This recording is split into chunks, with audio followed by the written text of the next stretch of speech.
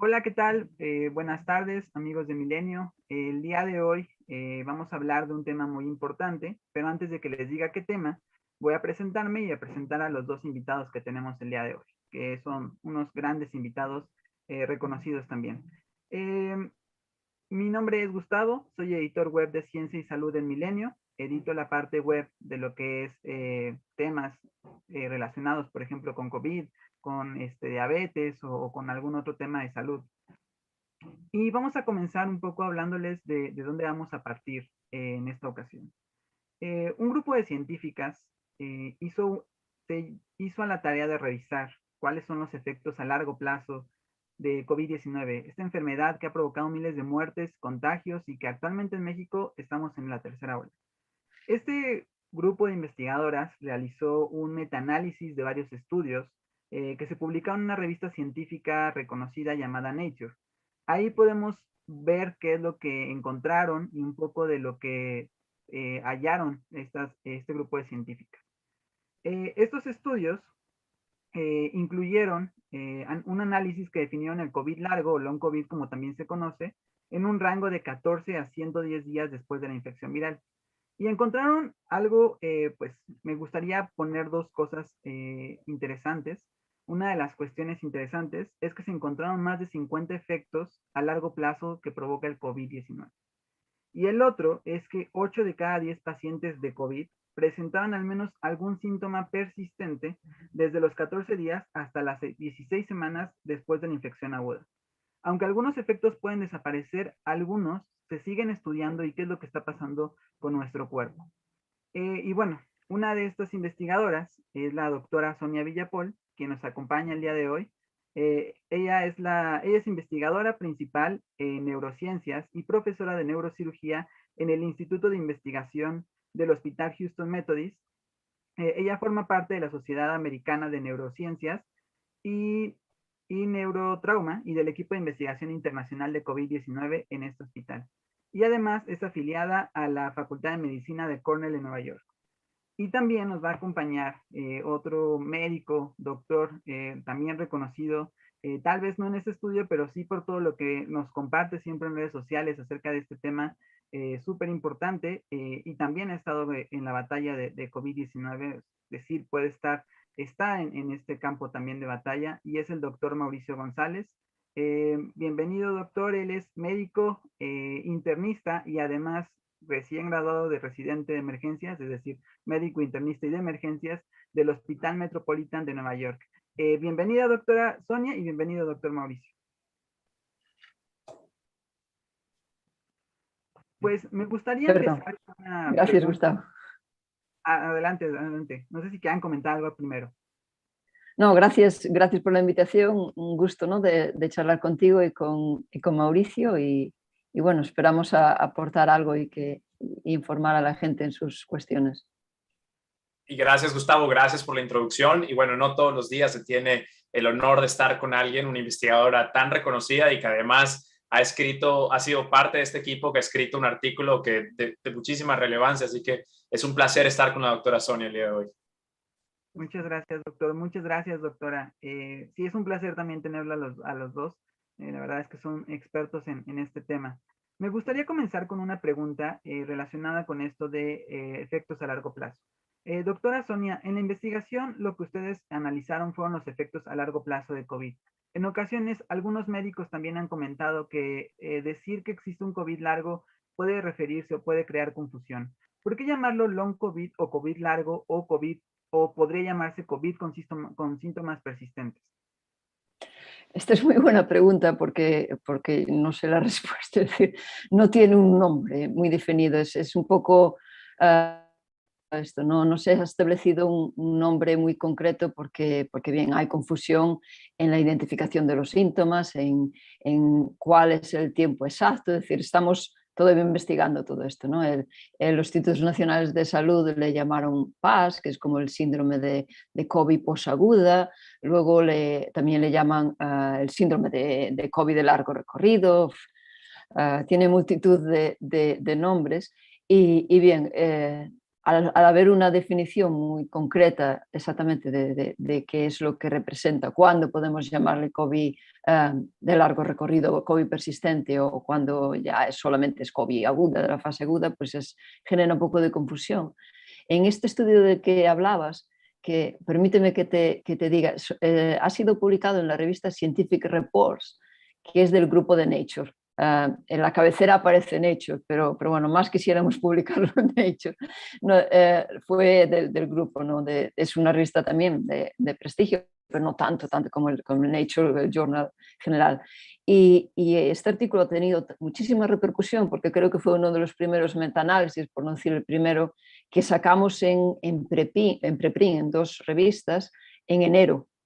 Y este fue como el primero que recogió todos los datos de COVID persistente del año 2020, ¿no? Entonces, los estudios más generales que había.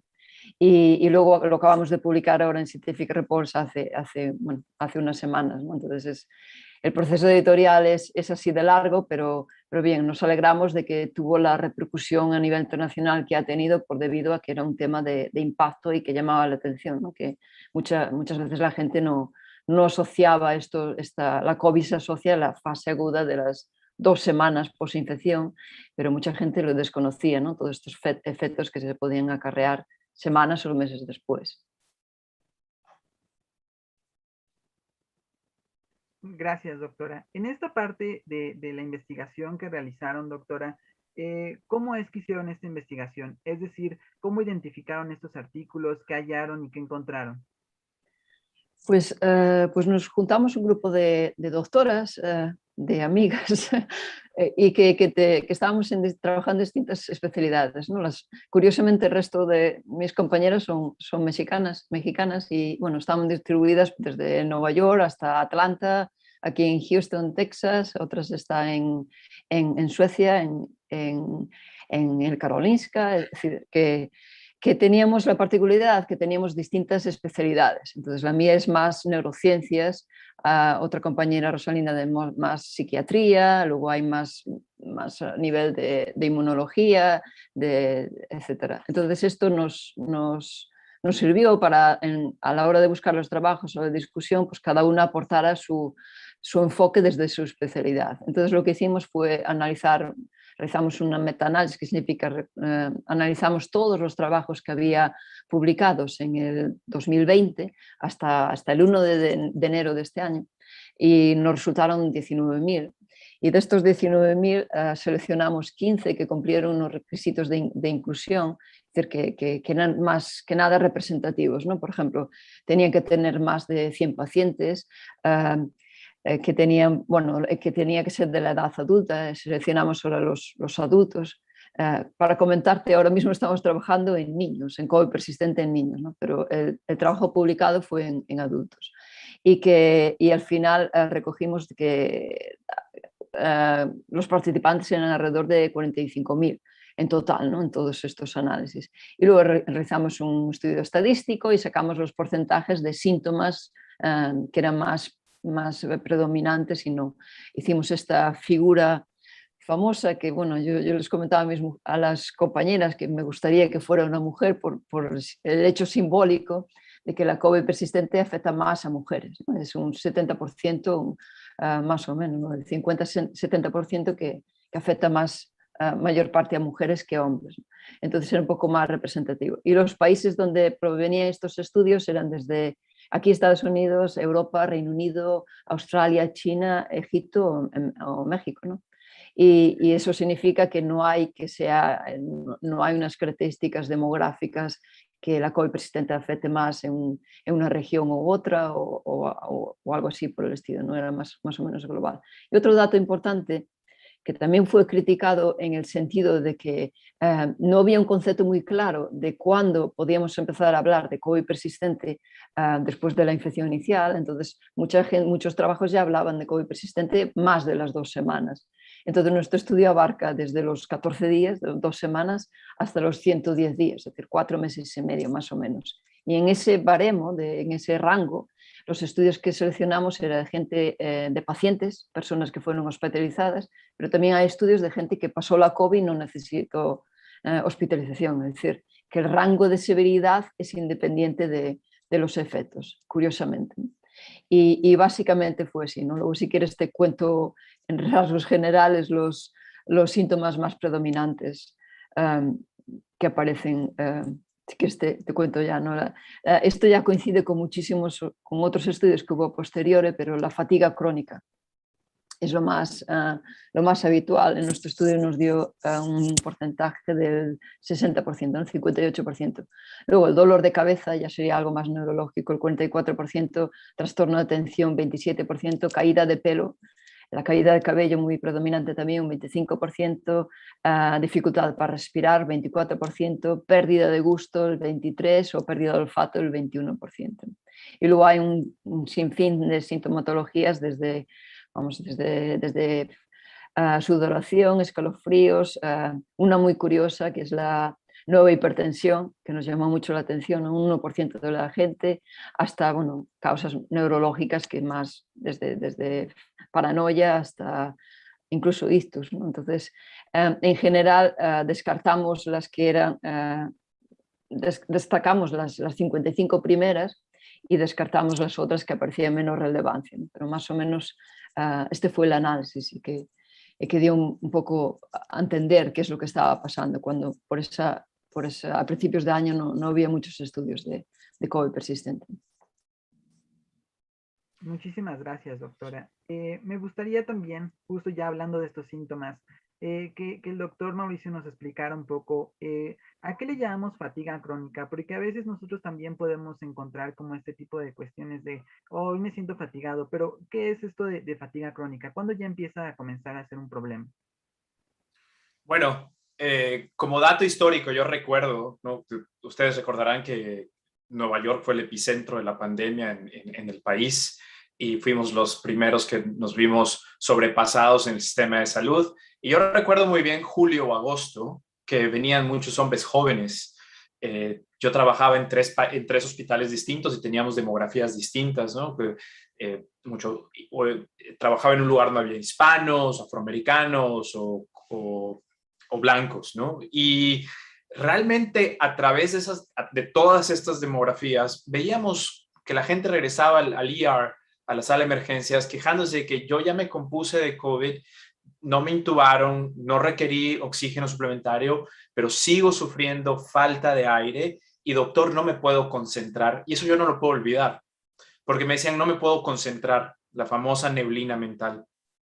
No fue hasta finales de noviembre cuando empezamos a notar que el long COVID ya iba a ser una realidad en nosotros, ¿no? Y definitivamente, obviamente la doctora y su equipo hicieron todos los números, ¿no? Preciosos, pero es palpable en la comunidad que las mujeres son más proclives al long COVID y algo que a mí me llama mucho la atención, que es independiente de la severidad. Me gustaría como a lo mejor al rato la doctora nos puede explicar cuáles son las teorías detrás de esto, pero regresando a tu pregunta, fatiga crónica. La fatiga crónica no es algo nuevo.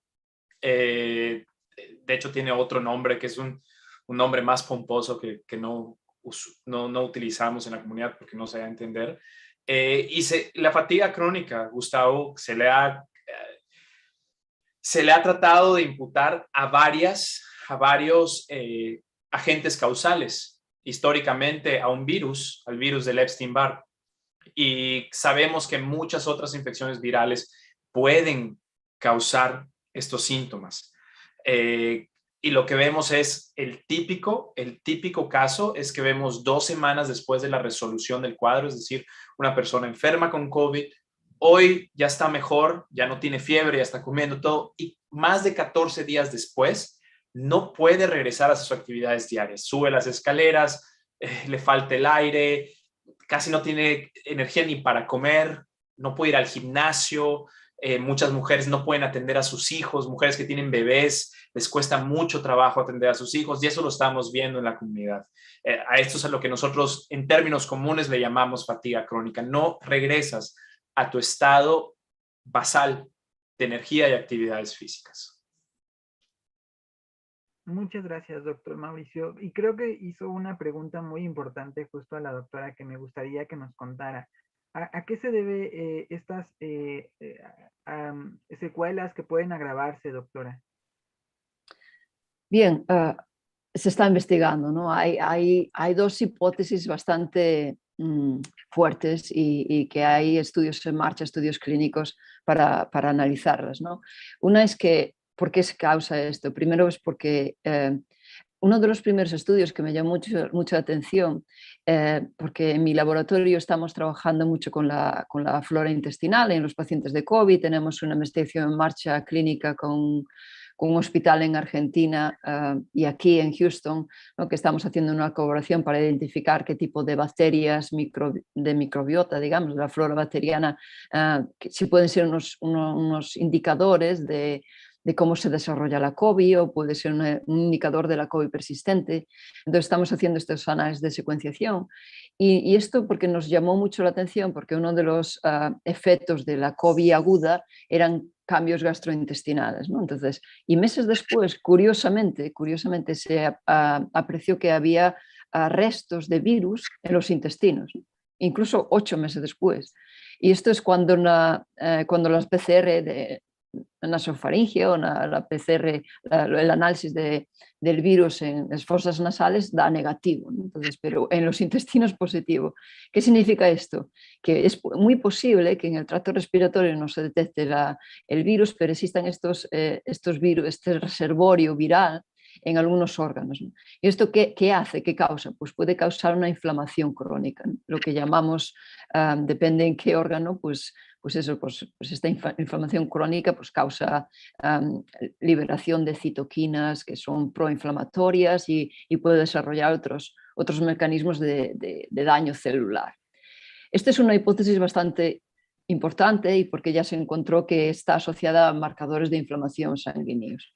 La segunda hipótesis es lo que se llama la autoinmunidad, que significa que una infección viral te puede desencadenar esta autoinmunidad que provoca autoanticuerpos que atacan al propio organismo, ¿no? Entonces, a largo plazo. Entonces, pueden ser una hipótesis, puede ser la otra o pueden ser ambas, ¿no? Y esto también tiene una causa demográfica. Las mujeres se sabe que tienen más, este rango de edad, de media edad, de los 40 a los 50, pues tienen más capacidad o tienen mayor riesgo de sufrir enfermedades autoinmunes. Entonces puede ser ese uno de los motivos, ¿no? Que es una hipótesis completamente, ¿no? Que se está explorando, ¿no? Que no se sabe con certeza, se están llevando estudios a ese calibre. Y eso es una hipótesis bastante importante de por qué las mujeres a esa edad pues pueden desarrollar más COVID de largo recorrido.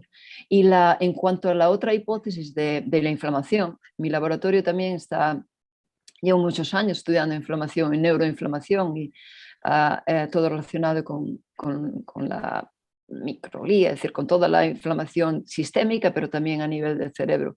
Y sabemos que los hombres y las mujeres hay un rango de diferencia de género en la respuesta inmune, ¿no? En la respuesta inflamatoria. Esto es conocido y puede ser otra asociación, ¿no? Entonces, puede que las mujeres respondan, la inmunidad es diferente que los hombres en respuesta a la COVID de largo recorrido. Porque la COVID aguda, saben ustedes que los hombres les afecta más, ¿no? La COVID es más importante en los hombres en la fase aguda y curiosamente en la COVID de largo recorrido persistente en las mujeres. Esto se debe, por ejemplo, a la inmunidad de las células T, que las mujeres tienen menor que los hombres en la fase aguda, la otra respuesta inflamatoria, las citoquinas, esta famosa cascada de citoquinas que se habló tanto en la COVID, ¿no? Pues la afecta más a los hombres en la fase aguda y puede que las mujeres en la fase más persistente o en la inflamación crónica.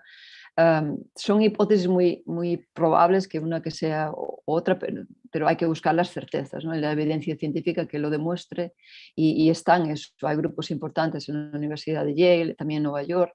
Hay otro grupo aquí en Houston que están buscando estos determinantes o estos marcadores de por qué la COVID de largo recorrido afecta diferente. Doctora, una pregunta, ya que estamos en este tema, algo que a mí me ha interesado mucho, el grupo de la doctora Iwasaki, creo que Sí. en Yale, Exactamente, sí.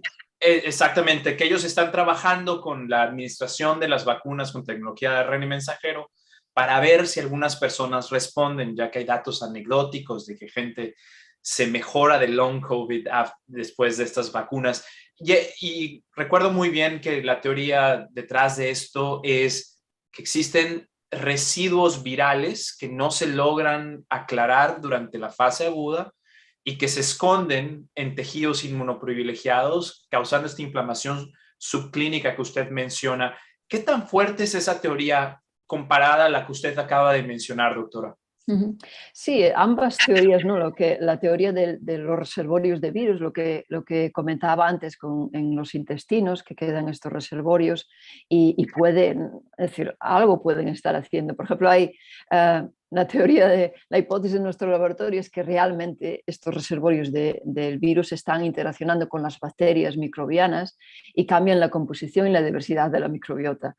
Y bueno, también es otra teoría, estamos secuenciando la microbiota intestinal desde los pacientes que se infectan de COVID, que ingresen al hospital, que salen del hospital durante este periodo, ¿no? De semanas o quizás 4 semanas, 6 semanas, pero también hacemos un seguimiento de qué pasa con esta microbiota a largo plazo y cómo sería la interacción con las partículas virales, porque secuenciamos el virus, el SARS-CoV-2, y secuenciamos las bacterias, ¿no? para analizar esta interacción, qué tipo de comunicación tienen estos reservorios virales a largo plazo que están en los intestinos y cómo esto afecta a la microbiota y a la flora bacteriana, y aquí a su vez bien sabes, ¿no? Que está comunicada directamente con el sistema inmune y con toda la respuesta inflamatoria y podría ser una causa de la COVID persistente. Sí, admiro muchísimo los trabajos de la doctora Akito, ¿right? Entonces, ella, bueno, es espectacular, y los trabajos que ha publicado en el cerebro fueron los primeros de su laboratorio, ¿no? Que detectaban las espículas unidas a las neuronas en tejidos de postmortem. Fue la primera evidencia que hubo en tejido postmortem que realmente el virus atacaba el cerebro. Y bueno, ella dice que según los estudios están analizando pacientes que se vacunaron, que pasaron la COVID, recayeron, y qué pasa después de los que estaban vacunados y los que no. Está haciendo este análisis de qué porcentaje de la vacunación puede afectar. Ella dice que, por ejemplo, la gente que se vacunó, un 40% mejora, y la gente vacunada que se vuelve a infectar, pues un 15%, ¿no? que tiene una afección peor. Y ella lo achaca a la autoinmunidad. Realmente su hipótesis más fuerte es estos autoantibodies que se generan en nuestro organismo en respuesta a una inflamación, etcétera, pues es lo que realmente nos está causando la COVID persistente. Pero también ligado a la inflamación crónica. Entonces, yo creo que las dos vertientes los dos puntos de vista están ligados y conectan perfectamente, y puede que una persona tenga más prevalencia, pues que ataca más el tema de la autoinmunidad, de los autoanticuerpos, y otras personas pues tienen estos daños por la inflamación crónica, que es muy posible. Sobre todo yo como neurocientífica te recordaría, yo creo que la neuroinflamación con la COVID es lo que causa muchos de los trastornos neurobiológicos, ¿no? Pero bueno, también son hipótesis, hay que tener los datos y contrastarlos. Muy interesante, muy interesante. Gracias, doctor, también. Justo hablando de este tema pues del cerebro, de las neurociencias y de la neurología, me gustaría comenzar un poco también ahí por los síntomas. Algunos de los síntomas que se han detectado y que también están en el estudio presentes son los dolores de cabeza y son también la pérdida del olfato, que a veces también es por, bueno, que es por una parte del virus lo que lo provoca. Doctor Mauricio, ¿a qué le podríamos relacionar los dolores de cabeza con este tipo de secuelas que deja el COVID? ¿Qué pasa en nuestro cerebro cuando esto pues cuando el COVID ataca? Bueno, yo creo que específicamente, yo creo que eso sería una mejor, una pregunta más dirigida a la doctora Sonia, que es más especialista en ese tema. Lo que sí te puedo decir desde el punto de vista de medicina interna y emergencia es que algo con lo que podemos comparar, de nuevo, hay que mencionarle, por ejemplo, muchas personas me escriben, ¿no? Mi mamá entre ellas, que me dice, ¿cómo es posible que hayan este famoso long COVID, Mauricio? Y realmente yo le digo, mamá, secuelas de enfermedades virales han existido por años, solo que como no hemos vivido una pandemia, nunca habíamos estado expuestos mediáticamente a esto. Esto sucede. Y para muestra un montón, las personas que sufren de migrañas crónicas saben que cuando tienen inflamación por ejemplo, en las mujeres la menstruación, enfermedades virales comunes y corrientes con virus muy moderados, se incrementan las migrañas y los dolores de cabeza. ¿Por qué? Por la cascada de citoquinas, que no es tan fuerte, obviamente, como en COVID, pero existe inflamación crónica. Y esta inflamación crónica pues, puede ayudar dilatando los vasos cerebrales, lo cual genera dolor de cabeza y otros síntomas. Ahora, en cuanto a qué específicamente sucede a nivel molecular, creo que la doctora Sonia obviamente va a tener una mejor respuesta. Así es. Sí, justo también la misma pregunta, doctora. Qué bueno que el doctor Mauricio nos pudo responder esta parte, pero me gustaría justo que pudiera profundizar en esta parte de qué es lo que pasa con el cerebro y el COVID-19 en estas partes de las secuelas de COVID-19. Gracias, doctor Mauricio. Sí, el cerebro obviamente para mí fue, bueno, desde el principio de la pandemia, cuando empezamos a escuchar la cascada inflamatoria que estaba ocurriendo en estos pacientes, ¿no? Estoy hablando ya de marzo de 2020 y pensamos, wow, bien, tenemos inflamación y la inflamación sabemos que llega al cerebro de una parte o bien directamente o a través de la circulación, y eso es un factor importante. Fíjese que este virus, el SARS-CoV-2, saben de sobra que se une con sus proteínas de espícula, los receptores de AC2, que son receptores que pertenecen al sistema de renin-angiotensina, y bueno, el doctor Mauricio seguramente que conoce todas estas involucraciones en todas las funciones fisiológicas que tiene este sistema en el organismo, y yo tuve la fortuna de, cuando llegué a Estados Unidos, de trabajar directamente con un experto mundial del doctor Juan Saavedra en los Institutos Nacionales de Salud en Washington, bueno, en Bethesda, en Maryland,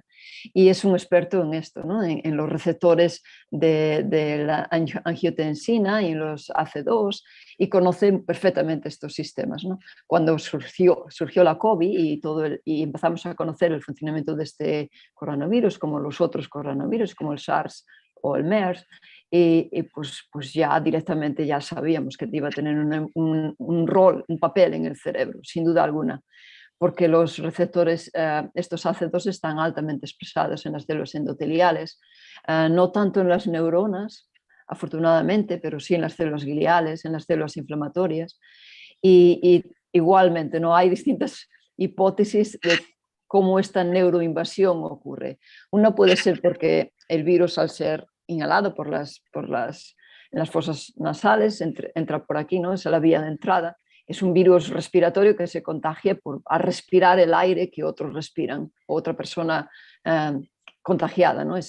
Obviamente, la transmisión es por aerosoles, ¿no? Es por el aire. Entonces, bien, lo respiramos y contacta con el epitelio respiratorio y también con el epitelio olfativo, con estas células epiteliales que pueden dañarse, ¿no? Pueden inflamarse. Esta es una de las razones que se cree que puede dañar el nervio olfativo, el bulbo olfatorio, y ya es sistema nervioso central. Otras teorías dicen que realmente que penetra a través del bulbo olfatorio y que daña el tejido, el parénquima del cerebro de esa medida, de esa manera, ¿no? Pero la más general también es que es a través de la circulación, ¿no? A través de la sangre, los capilares sanguíneos que tenemos en el cerebro, pues y ya se vio, ¿no? en los tejidos, en las radiografías en las imágenes histológicas de los cerebros de pacientes que fallecieron de la COVID, se veía claramente que estaban asociadas estas espículas del virus a los vasos sanguíneos que tenemos en el cerebro.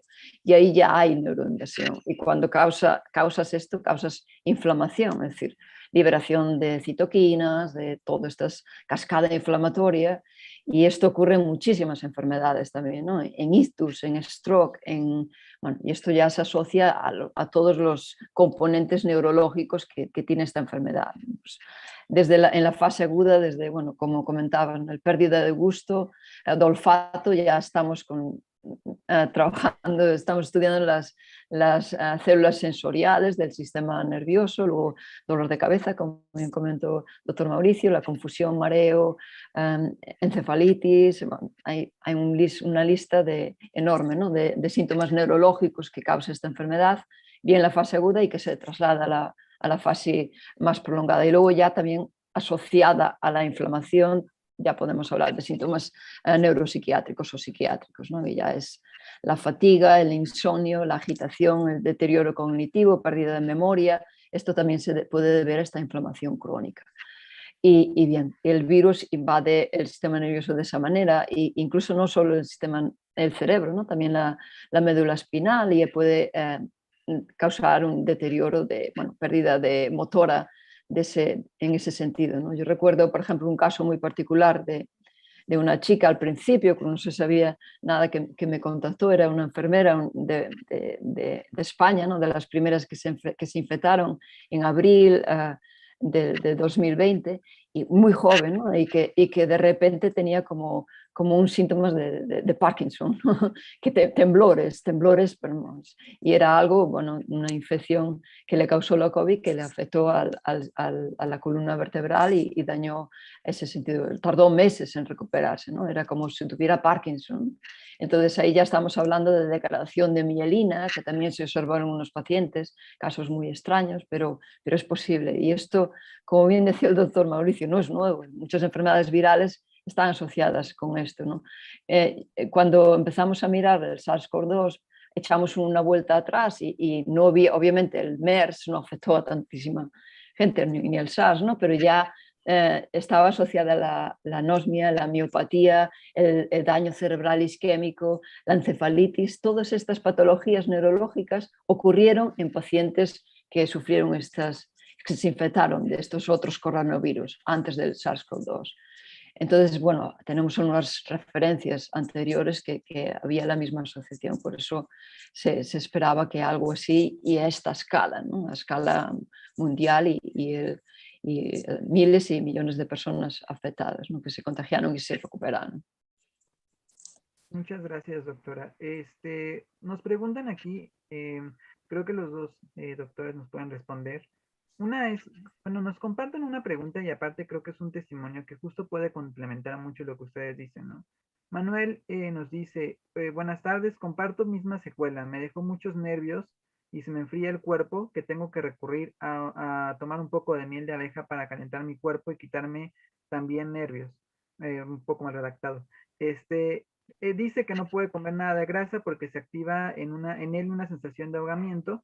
Y justo algo que comentaba, doctora, era esta parte de que ahora es hipertenso, es decir, ahora tiene hipertensión, la nariz seca y pues la tráquea también se le llenó de llagas. Con esta pregunta me gustaría pasar a otro de los órganos que hemos visto que se han afectado gravemente, doctora. Para pasar primero, bueno, para comentarle un poco, doctora, y luego el doctor Mauricio nos puede explicar qué sucede. Me gustaría, doctora, que me pudiera explicar qué es lo que pasa en las secuelas de COVID-19, los pulmones y todo nuestro sistema respiratorio. Sí, obviamente, ¿no? El daño pulmonar. Hay cuatro secuelas no sé si el doctor Mauricio lo observa en los pacientes y esto, pero bueno, me parece que eso es lo más predominante, que es la fatiga, lo que comentaba, la nieblina cerebral, y luego el daño la inflamación en el corazón, problemas cardiovasculares, y luego también, por supuesto, ¿no? La falta de aire que ocasiona daño pulmonar. En nuestro estudio, en nuestro metaanálisis, por ejemplo, este oyente nos hablaba de escalofríos, nos salió un porcentaje del 7% de la gente, ¿no? Es bastante alto, ¿no? Que presenta estos escalofríos y muy asociado a este deterioro muscular. Y en cuanto, por ejemplo, a la capacidad pulmonar reducida, problemas para respirar, un 10% de la gente que se recuperó, un porcentaje también para mí considero bastante alto, un 5% de fibrosis muscular. Y curiosamente, en los coronavirus anteriores, en el SARS, hay alguna publicación que muestra que 18 meses después, un porcentaje bastante considerable de los pacientes que superaron el SARS presentaban fibrosis pulmonar, que es como si fuera, bueno, el doctor Mauricio lo puede explicar mejor, es como si fuera una cicatriz, ¿no? Un deterioro, un daño pulmonar que tiene, bueno, una repercusión a largo plazo, no será fácil de tratar, no puede explicar en cuanto a tratamientos. Y luego es el 16% asociado a dolor en el pecho, el 19% tos persistente.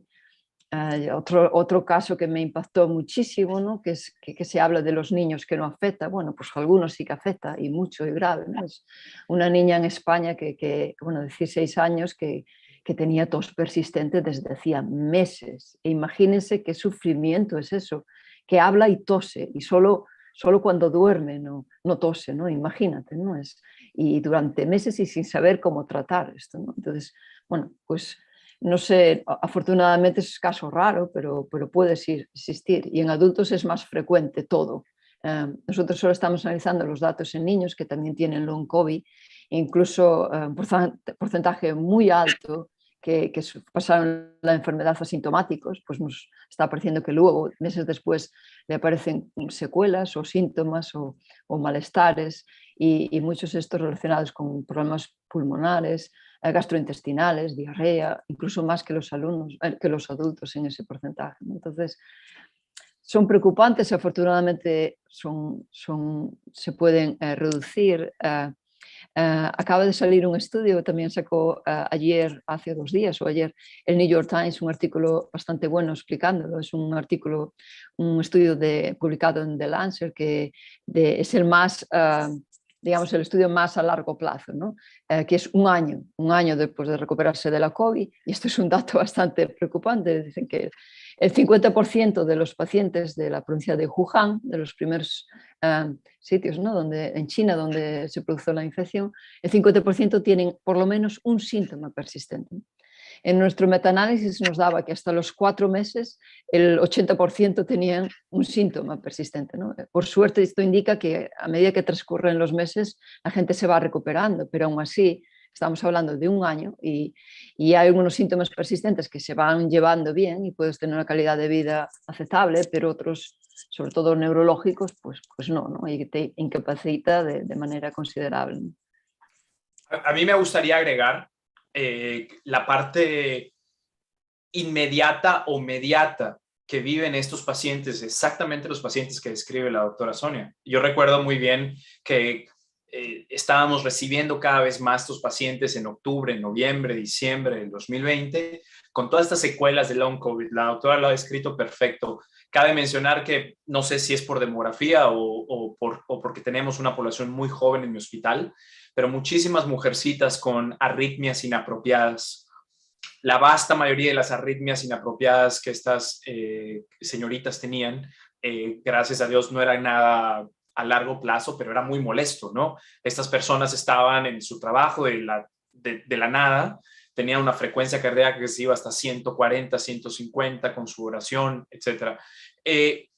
Un estudio publicado en Annals of Internal Medicine dejó muy en claro que en pacientes con COVID, vaya, esto es distinto a lo que dice la doctora Sonia, fueron pacientes suficientemente enfermos para ser hospitalizados.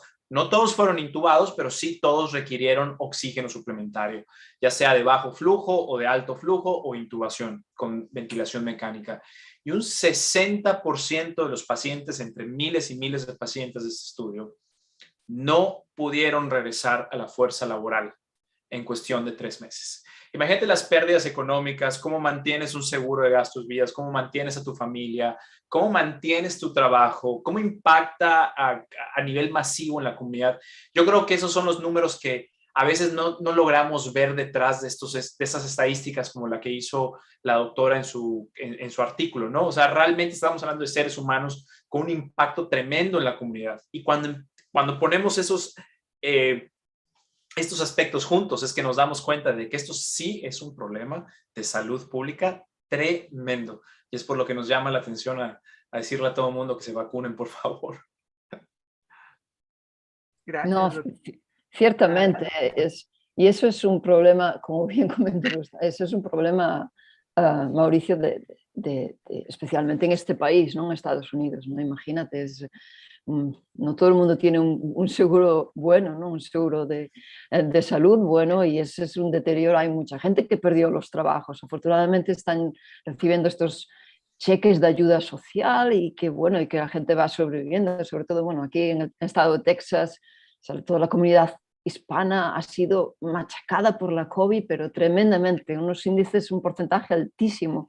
La mayor parte de los hispanos, bueno, una gran parte ha tenido un familiar o familias destrozadas por la COVID. Aquí afectó un porcentaje muy alto a los hispanos, ¿no? En Texas. Y esto, imagínate, ¿no? Mucha gente trabaja en servicios, perdían los trabajos, no tenían buenos seguros, tienen facturas y todo para pagar el hospital, que van a necesitar años o van a necesitar pedir al banco dinero. Esto es la cara oscura que nos está destapando, no se ve de momento. ¿No? Ya no estamos hablando, quizás nosotros no somos los especialistas, no somos economistas ni nada de esto para hablar del tema, pero es una realidad y también lo vivimos en nuestras comunidades. ¿no? Es un desafío para la salud pública, pero también un deterioro económico y financiero de muchas familias destrozadas por esto, ¿no? Y no se ve la realidad de esto hasta el momento. Por ahora estas ayuditas, estos cheques que van llegando, pero en un momento van a terminar y el deterioro de salud y gente que perdió los trabajos o que quizás no se puede reincorporar, yo qué sé, a lo mejor en 2 años o 3 o... bueno, quería hacer este comentario porque realmente es un problema socioeconómico, no solo de salud, y es un problema tremendo que va a afectar más a unos países que otros, a unos países con un sistema sociosanitario bueno, debilitado o que tienen un coste muy elevado de los servicios a nivel clínico. ¿no? Piensa que cada persona que tiene un síntoma de long COVID, si tienes problemas de respirar, pues vas y te haces pruebas y te haces chequeos clínicos y tú sabes muy bien ¿no? lo que cuesta esto a las personas que no tienen un seguro bueno, ¿no? Y luego todo esto suma y luego te aparece otro síntoma y tienes que ir al neurólogo, otro tórax, otra radiografía y más y más. Es decir, esto, y encima si no tienes trabajo, va a ser aplastante, ¿no? Y creo que muchas familias va a ser una destrucción total, ¿no? Y estoy hablando de long COVID, los efectos de la long COVID. Y el punto que Estados Unidos, es que es difícil, doctora Sonia, explicar lo que esto significa en países como Estados Unidos si uno no lo vive. En verdad, si tú no tienes un seguro de gastos médicos en Estados Unidos, es imposible acceder a un cuidado básico. Ahora, imagínense cuando este long COVID le pega en cuestión de neblina mental a mujeres jóvenes, ¿no? Hoy Estados Unidos es un país capitalista, obviamente, y muy creativo. La fuerza laboral en mujeres jóvenes es en mujeres ingenieras, doctoras, diseñadoras, creativas, y el tener este síntoma de neblina mental es tremendo, porque les obstaculiza su día a día. Es por eso que las ramificaciones son infinitas. Muchísimas gracias, doctores. Creo que dieron un punto clave también que no había considerado tratar, pero creo que es importante. Estos servicios de salud que en ocasiones se tienen. En Estados Unidos sí tiene que ser a fuerza tener un seguro médico, ¿no? Sí es necesario en esta parte. Aquí en México también tenemos servicios de salud. Si no me equivoco, el doctor Mauricio también estuvo un tiempo aquí en el país viendo cómo funciona también el servicio de salud aquí en México. Y acá pues prácticamente lo que nos basamos es en el IMSS, en el ISSSTE, en este tipo de servicios médicos que nos ofrece el Estado y que también a veces también no se dan la capacidad. Y hemos hablado de esos temas también en muchísimas partes aquí en Milenio. Eh, y algo que me gustaría que nos compartiera en su experiencia, doctor, justo esta parte de los pacientes con secuelas, ¿cómo es atender digo, supongo que atender a pacientes con COVID debe ser súper complicado, debe ser agobiante, y la verdad es que es una profesión bonita, pero también muy cansada el ser médico. En esta parte, doctor, ¿cómo trata ese tipo de pacientes, a los que ya les dio COVID, ¿no? Es decir, ¿cómo es este manejo? ¿Cómo los está viendo? ¿Cómo se llegan a la terapia? ¿Y cómo se están tratando? Al principio era sumamente frustrante, ya recordará la doctora Sonia, ¿no? ¿Qué les decías? Estamos hablando de que agosto, septiembre, octubre del 2020, doctores que me duele el pecho y yo le hacía un electrocardiograma, les hacíamos un ecocardiograma en la sala de emergencias, le sacábamos marcadores cardíacos, troponinas, ProBNP y no salía nada, ¿no? Y les digo, debes estar feliz, debes estar contento o contenta porque nada parece estar anormal en ese momento, pero no, los pacientes estaban frustrados y me dicen, ¿y por qué me duele el pecho? ¿Y por qué me falta el aire? ¿Y por qué no me siento bien? Y el hecho que tú no les puedas ofrecer nada se siente horrible desde el punto de vista emocional e intelectual. Para darles un pequeño ejemplo, y esto seguro la doctora Sonia también debe ser súper especialista, nosotros tenemos una comunidad en Estados Unidos muy proclive a traumas cerebrales, ¿no? A traumas craneanos, ¿no? Por muchos trabajadores, etcétera. Nosotros tenemos clínicas en todo Estados Unidos para personas que sufren traumas cerebrales, que no les pasó nada quirúrgico, pero que todavía no recuperan su estado mental, que están con falta de memoria, neblina mental. Nosotros los podemos mandar a clínicas, nosotros mandamos a nuestros pacientes con traumas a clínicas en NYU, donde les hablan de nutrición, meditación, algunos ejercicios, les hacen tests neurocognitivos. Hay cosas que les podemos ofrecer. Hoy por hoy, ya existen algunas clínicas que están viendo a estos pacientes. Nosotros en nuestro hospital, a los pacientes que tienen long COVID, los estamos refiriendo a Mount Sinai, donde ellos ya tienen una pequeña clínica, es muy pequeña, no es nada grande, ¿no? Pero, y también ya tienen un pabellón específico para estos pacientes. De nuevo, no hay mucho que les podamos ofrecer, pero mínimo ya tenemos un lugar para ellos donde podemos interactuar, explicarles qué pueden esperar, cuál es la evidencia, los datos que la doctora nos ha provisto. O sea, las cosas van a ir mejorando poco a poco, pero definitivamente no es lo óptimo, ¿no? Definitivamente tú quisieras prevenir esto a la medida de lo posible. Así es. Doctora, algo que también nos están preguntando un poco y que no sé si no lo vi, la verdad, en el estudio, pero algo de lo que preguntan es si hay relación con cáncer y COVID-19. ¿Hay alguna relación? ¿Ustedes detectaron algo en el estudio? No encontramos, quizás por ser demasiado prematuro, ¿no?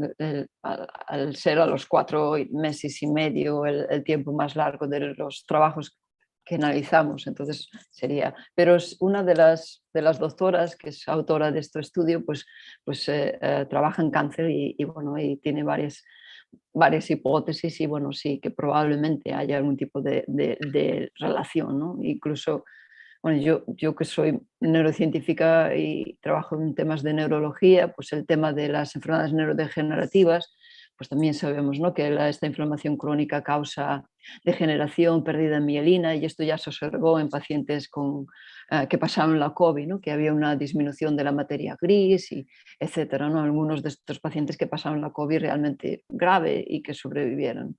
Esto es una realidad y hay otras enfermedades virales que se asociaron con Alzheimer, con Parkinson, y por eso muy prematuro hacer esta conexión ahora mismo, porque bueno, no pasaron 18 meses, no pasaron 10 años desde la COVID-19. Pero es estremecedor pensarlo, ¿no? Y bueno, en relación a lo que comentaba también antes el doctor Mauricio con el tema de las contusiones, ¿no? Yo llevo 20 años trabajando en trauma cerebral, en daño cerebral, en isquemia, en contusiones, mismo en estos jugadores de fútbol americano que reciben golpes en la cabeza continuamente y que hacen radiografías y no se les ve nada en el cerebro, porque no ves nada. Es decir, hay falta de biomarcadores y todo esto. Entonces, incluso esto me recordó tantísimo los efectos de una contusión, me recordaron tanto a lo que les pasa a estos pacientes de COVID prolongada con lo de la nieblina cerebral, porque están confundidos, tienen pérdida de memoria, déficits cognitivos. Eso estás definiendo una contusión.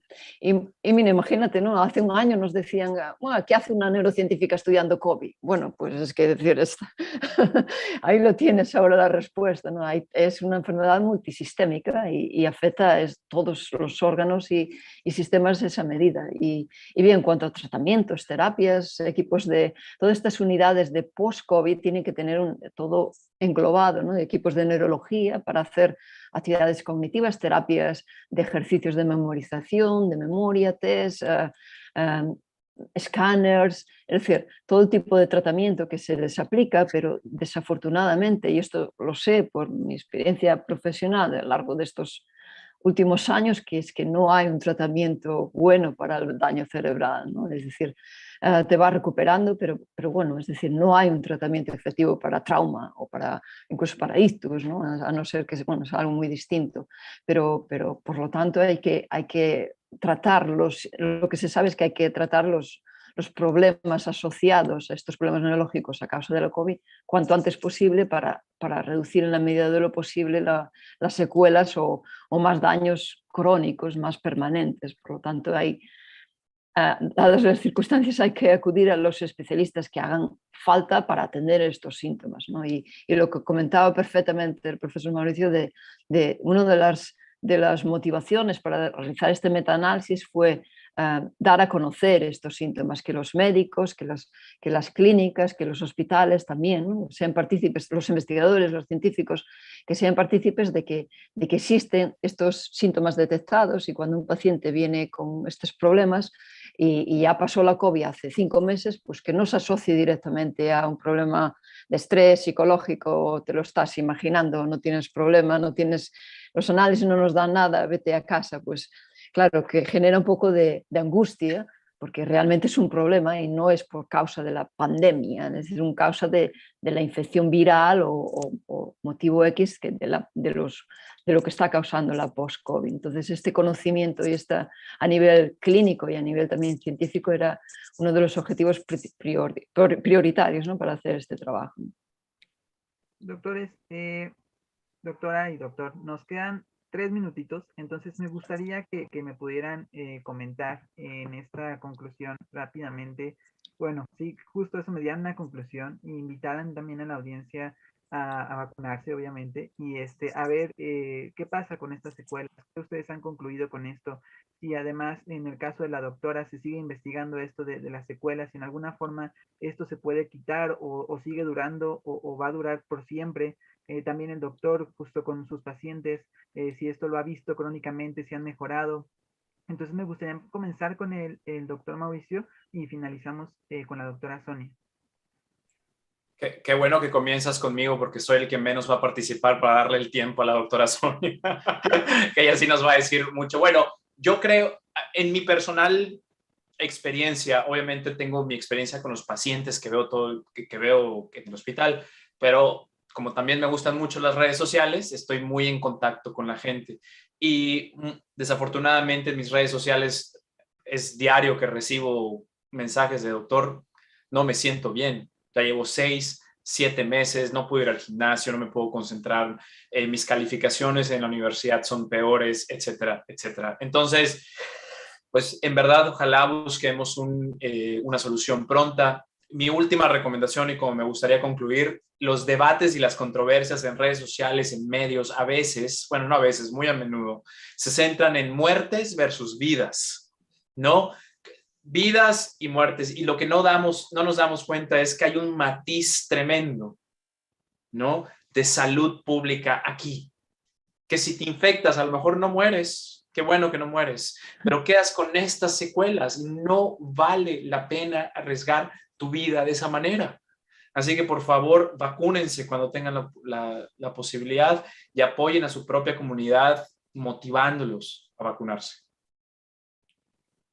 Gracias, doctor. Adelante, doctora. Bien, pues para mí mi primera recomendación es que sigan al doctor Mauricio González en las redes sociales y sus vídeos y toda esa información que es muy verídica y muy fiable, ¿no? Y bueno, y dar 2 puntos de optimismo. Este es un tema, bueno, que nos puso la piel de gallina desde hace, bueno, un año y pico, ¿no? Esto de las secuelas, porque sabíamos que cuando cuando terminaran las vacunas, cuando el mundo se relajara y la COVID-19 y la epidemia, la pandemia, bajara de nivel, ¿no? Estuviéramos en otro tipo de categoría, además de volver a la vida normal, nos vendría esta avalancha, ¿no? de la long COVID, de la COVID persistente, y creo que es lo que va a pasar el año que viene y va a seguir, ¿no?